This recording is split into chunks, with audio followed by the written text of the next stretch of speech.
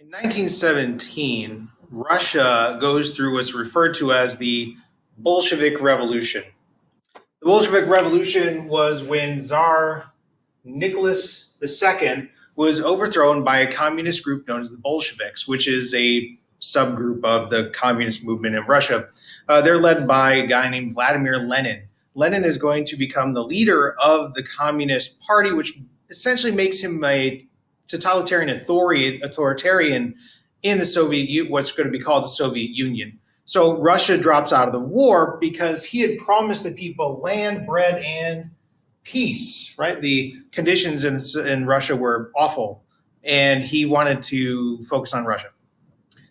Whoopsie, this leads to a huge civil war within Russia, by the way, where Lenin creates a secret police and implements some pretty terroristic campaigns against anybody that he saw as enemies of the revolution. So instead of land, bread, and peace, what they really got was totalitarian, authoritarian government where people were always scared of the secret police coming to get them.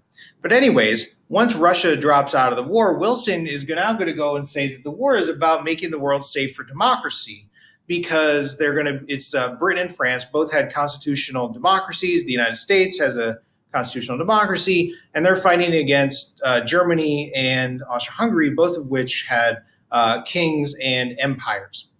So now we can say that. And he is going to come to the war with a plan for the peace, hoping that the American involvement is going to end the war more quickly. So he has what's referred to as the 14 points. So guess how many points there are?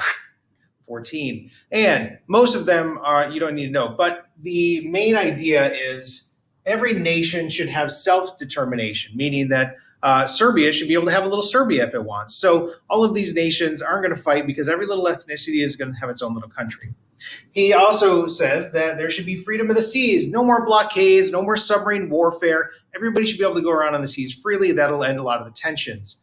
Free trade, right? No more of these tariffs and no more stopping of other people being able to trade with each other. Notice how that kind of ties in with what got the United States into the war in the first place. And finally, and most importantly for Woodrow Wilson, was this idea of the League of Nations. No more secret alliances, no more backroom deals. We're going to have a League of Nations where people can go and openly negotiate to try to make sure that peaceful negotiations occur and nobody feels like they have to rely on using their militaries.